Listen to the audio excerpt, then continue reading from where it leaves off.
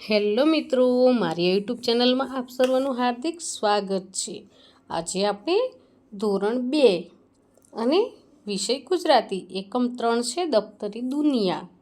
આ એકમનું આજે આપણે સંપૂર્ણ સોલ્યુશન જોવાના છીએ।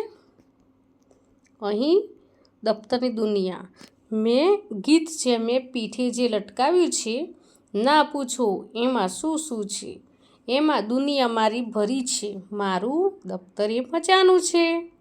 એમાં પંખીઓના પીછા છે અને જાત જાતના બિલ્લા છે, એમાં કેરીઓની ગોટલી છે ને લખોટીઓની પોટલી છે, મારું દફતર એ મજાનું છે। એમાં નાસ્તાનો એક ડબ્બો છે જેમાં શીરો ને ખરખડિયા છે, એમાં ચોપડીઓને નોટો છે પણ જે જગ્યા બહુ રોકે છે, મારું દફતર એ મજાનું છે।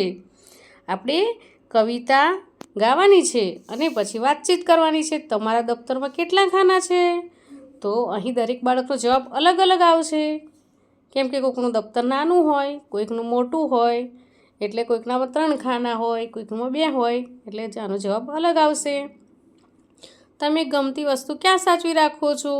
તો આનો પણ જવાબ દરેક બાળકનો અલગ આવશે, કેમ કે આમ હું ગમતી વસ્તુ આગળના ખાનામાં રાખું છું, જેથી ખોવાઈ ન જાય અને જલ્દી મળી જાય।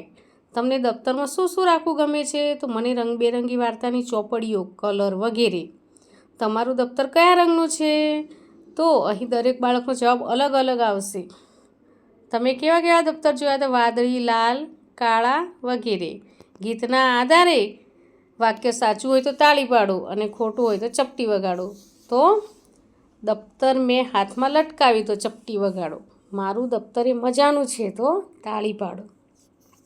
એમાં રંગબેરંગી કાગળ છે તો ચપટી વગાડો, કેરીઓની છાલ છે તો ચપટી વગાડો, નાસ્તાનો ડબ્બો છે તો તાળી પાડો, નોટોને ચોપડીઓ છે તો તાળી પાડો। ગીતના આધારે બોલતા હોય ત્યારે સરખા લાગે તેવા શબ્દો જોડો। મજા તો રજા, બિલ્લા તો ખિલ્લા, ગોટલી તો રોટલી, ખરખડિયા તો તડતડિયા। હવે આગળ ગીતને આધારે ખાલી જગ્યા પૂરો। તો એક મારું દફતર મજાનું છે, એમાં જાત જાતના બિલ્લા છે, એમાં લખોટીઓની પોટલી છે, નાસ્તાના ડબ્બામાં શીરો અને ખરખડિયા છે, દફતરમાં ચોપડીઓ અને નોટો જગ્યા બહુ રોકે છે। હવે આગળ મેં પીઠે જે લટકાવ્યું છે એ સમૂહમાં ગાવાનું છે।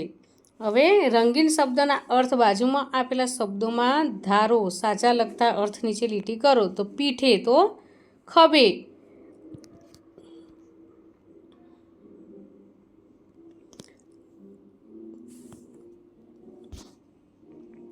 પોટલી તો ગાંસડી નાની, ખરખડિયા તો ખાવાની।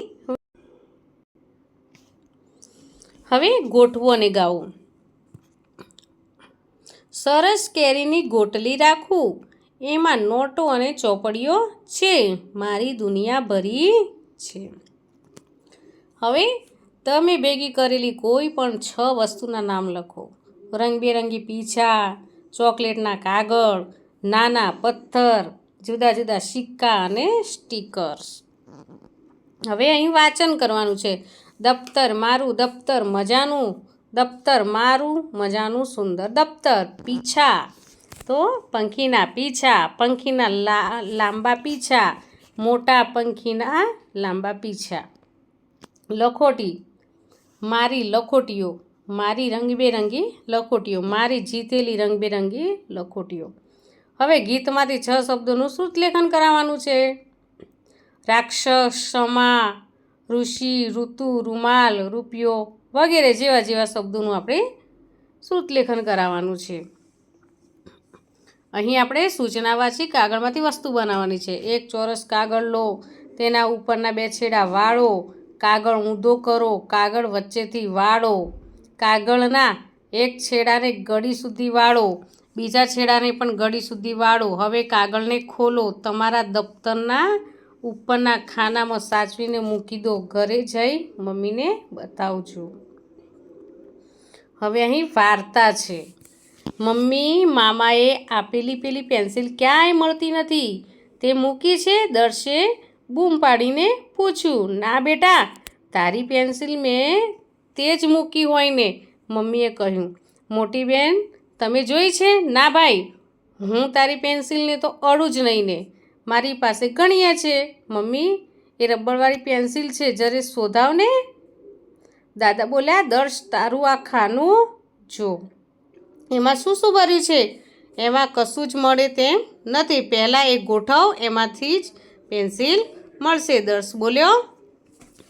પણ મારે એ પેન્સિલ નિશાળે લઈ જવી છે, અત્યારે ખાનું ગોઠવવાનો સમય નથી. મમ્મી જરા શોધી આપને. મમ્મીએ ખાનું ફેદી એ પેન્સિલ શોધી આપી અને બોલી. ભાઈ સાહેબ, આ ખાનું છે તે કચરાપેટી ખાની છે કે કચરાપેટી? આજે સાંજે હું તેને બરાબર ગોઠવી આપું છું. દર્શ બોલ્યો. ના મમ્મી, તું રહેવા દે, હું જ ગોઠવીશ. મારી ખાસ વસ્તુ તું ફેંકી દઈશ, હું મારી મેળે ગોઠવીશ. સાંજે નિશાળેથી આવી દર્શ ખાનું ગોઠવવા બેઠ્યો. બધું પહેલાં બહાર કાઢ્યું, એમાંથી એક ચાવી નીચે પડી. અરે વાહ, સાયકલની ચાવી મળી ગઈ, ખોવાઈ ગઈ હતી. હાશ, આ દિવાળીના બાકસમાં શું છે? પેન્સિલ નહીં, છોલાના ભૂંગળા કેટલા મસ્ત છે, સાચવીને પાછા મૂક. અને આ ડબ્બામાં શું છે? અરે હા, બંગડીના ટુકડા. અરે એનાથી પપ્પા કેલિડોસ્કોપ બનાવી આપવાનું કહેતા હતા. આજે તો પપ્પાને કહું બનાવી આપે. એ બનાવવા માટે તો આ ટુકડા સાચવ્યા છે. હવે તો એ બનાવવું જ પડશે, નહીં તો મમ્મી ફેંકી દેશે. બનાવશે પછી જોવાની બધાને મજા પડશે. અરે રે, આ મોરનું પીછું તો વળી ગયું. જીતેન્દ્રએ આપેલું એ તો હવે ફેંકવું જ પડશે. આ ખૂણામાં રંગબેરંગી પથ્થર ક્યાં મસ્ત છે, એ તો ન જ ફેંકાય. આ ફૂટબોલ તો માતો જ નથી. મોટી બેન, તમારા ઘરમાં મૂકવું? દર્શે પૂછ્યું. મોટી બેને તરત જ ના પાડી દીધી. મારા ખાનામાં મારી વસ્તુ, તારા ખાનામાં તારી વસ્તુ. દર્શે ચીડાઈને કહ્યું. ભલે ભલે. ખાસી મહેનત બાદ દર્શે ખાનું ગોઠવ્યું. એક તરફ નોટો, એક તરફ ચોપડીઓ, તેની પાછળ બે ડબ્બા, એમાં એનો ખજાનો બરાબર ગોઠવાઈ ગયો. દાદા અને મમ્મીએ દર્શને જોવા લઈ આવ્યો. જુઓ દાદા, મેં ખાનું ગોઠવી દીધું, અને મમ્મી, મારી સાયકલની ચાવી મળી ગઈ, હવે હું સાયકલ ચલાવીશ. દાદાએ કહ્યું. ખાનું સરસ ગોઠવાયું છે, પણ આવું કેટલા દિવસ રહેશે તે જોઈએ. મમ્મી બોલ્યા. રાખશે જ ને બેટા. કેમ? દર્શે કહ્યું. આવું ને આવું જ રહેશે, જોજો. પછી અહીં વાતચીત કે તમને વાર્તા ગમી કે કેમ? હા, કેમ કે છોકરો રમકડા સરસ ગોઠવે છે એટલે. જો તમારું ખાનું તમે જાતે ગોઠવો શું કરો? હા, હું મારું ખાનું સરસ ગોઠવું છું. તમારું દફતર તમને ગમે છે? તમારા દફતર તમને ગમે છે કેમ? તો કાર્ટૂન ચિત્રો છે ને એટલે. તમે શાનો સંગ્રહ કરો છો? તો રંગીન લખોટીઓ, ચિત્રો, રંગબેરંગી પીંછા વગેરે. તમારા દફતરમાં શું શું હોય છે? તો ચોપડીઓ, કલર બોક્સ, પેન્સિલ, રબર વગેરે. તમારી કોઈ વસ્તુ ખોવાઈ ગઈ હોય છે કઈ? હા, ગયા અઠવાડિયે મારી પેન્સિલ ખોવાઈ ગઈ હતી. વાર્તાને આધારે વાક્યોનો ક્રમ આપવાનો છે. તો પહેલું છે, મમ્મી મામાને આપેલી પેન્સિલ ક્યાંય મળતી નથી. પછી બીજું આવશે, દાદા બોલ્યા. દર્શ, તારું આ ખાનું જો. પછી ત્રીજા નંબરનું વાક્ય છે, અરે હા, બંગડીના કાચના ટુકડા. ચોથું, દર્શે ચીડાઈને કહ્યું. ભલે ભલે. પછી પાંચમું છે, મારી સાયકલની ચાવી મળી ગઈ. વાર્તાને આધારે ખોટા શબ્દ પર છેકો મારો અને વાંચો. નિશાળેથી આવી દર્શ ખાનું ગોઠવવા બેઠ્યો. મારી સાયકલની ચાવી મળી ગઈ. પેન્સિલની છોલના ભૂંગળા મસ્ત છે. મોરનું પીછું જીતેન્દ્રએ આપેલું. અહીં ખોટો શબ્દ ઉપર આપણે છેકવાનું છે. મમ્મી ખાનું ગોઠવવા બેઠી. મારી સાયકલની ચાવી ખોવાઈ ગઈ. પેન્સિલ નિશાળે લઈ જવી છે. પેન્સિલ મેં થેલામાં મૂકી. સાચો વિકલ્પ પસંદ કરો.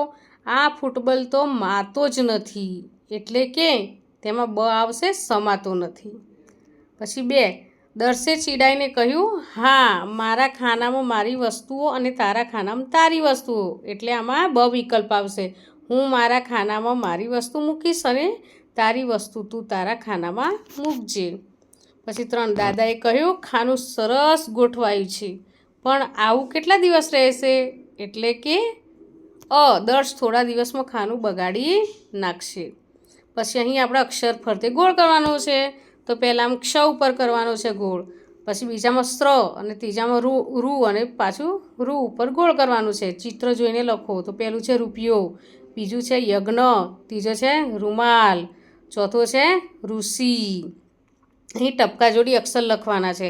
તો અહીં ટપકા અક્ષર છે એ ટપકામાં આપેલા છે, તો આપણે એને કૂટવાના છે બોલીને. પછી ટપકા જોડી અક્ષર લખો. તો ક્ષ અક્ષર લખવાનો છે, અહીં સ્ર, અહીં રૂ અને રૂ. પછી વાંચવું અને લખવાનું છે. આપણે ઋષભ પુસ્તક વાંચે છે એ રીતે વાંચવાનું છે અને લખવાનું છે. આ ઋગ્વેદનો મંત્ર છે. ઋષિ યજ્ઞ કરે છે. મીનાક્ષીના અક્ષર સારા છે. ખાંસી આવે તો રૂમાલ વાપરો. દક્ષ મેદાનમાં રમે છે. શ્રુતિ વર્ગમાં પ્રથમ ક્રમે આવી. પછી જ વાક્ય વાંચી ચિત્ર સાથે જોડવાના છે. અહીં વાક્યો આપેલા છે અને આ ચિત્રો આપેલા છે, તો આપણે તેને સામે જોડવાના છે. પછી અહીં ચિત્રમાંના પાનામાં અલગ અલગ રંગથી રૂ, ક્ષ, યજ્ઞ અને રૂ લખવાના છે.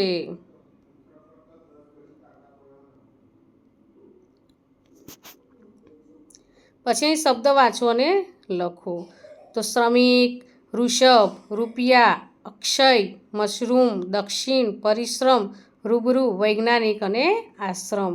અહીં આ મોટેથી વાંચવાનું છે. રૂપા ભરૂચમાં રહે, રૂચા પણ ભરૂચમાં રહે છે. સાથે ભણે, સાથે શાળાએ જાય. રક્ષાબહેન તેમને ભણાવે. રક્ષાબહેન વાર્તા પણ કહે. એક દિવસે અત્રિ ઋષિના આશ્રમની વાર્તા અને બીજા દિવસે તક્ષકની વાર્તા. રૂપા અને રૂચાને તો મજા પડે. તો અહીં રૂપા ભાવનગરમાં રહે, તો તેનો જવાબ સુધારીને લખવાનું છે આપણે કે રૂપા ભરૂચમાં રહે. દીક્ષાબેન તમને ભણાવે, તો રક્ષાબેન તેમને ભણાવે. એક દિવસ તક્ષકની વાર્તા, તો એક દિવસ અત્રિ ઋષિના આશ્રમની વાર્તા. સૌનક ઋષિના આશ્રમની વાર્તા, તો અત્રિ ઋષિના આશ્રમની વાર્તા. પ્રશ્નનો જવાબ લખો. વાર્તામાં કોણ કોણ આવે? દર્શ, તેના મમ્મી, બહેન અને દાદા આવે છે. દર્શે કહ્યું, માને એવો છે કેવી રીતે ખબર પડ્યો? હા, કેમ કે દાદાએ તેને ખાનું ગોઠવવાનું કહ્યું તો તેને ગોઠવ્યું. દર્શે મમ્મીને ખાનું ગોઠવવાની કેમ ના પાડી? તો જો મમ્મી ખાનું ગોઠવો તો કેટલીક વસ્તુઓ ફેંકી દે, તેથી દર્શ ખાનું ગોઠવવાની ના પાડી. દર્શની ગોઠવણ સારી છે, તો પછી ખાનું કેમ ગંદુ રાખતું હશે? તો દર્શ ઉતાવળમાં વસ્તુ ગમે ત્યાં મૂકી દેતો હશે, તેથી ખાનું ગંદુ થઈ જતું હશે. તો મિત્રો, અહીં આ એકમનો વિડીયો પૂરો થાય છે. જો તમને આ વિડીયો ગમ્યો હોય તો લાઇક, શેર અને સબસ્ક્રાઈબ ચોક્કસથી કરજો. અને હા, જેને જરૂર હોય તેને શેર પણ કરજો. બાય.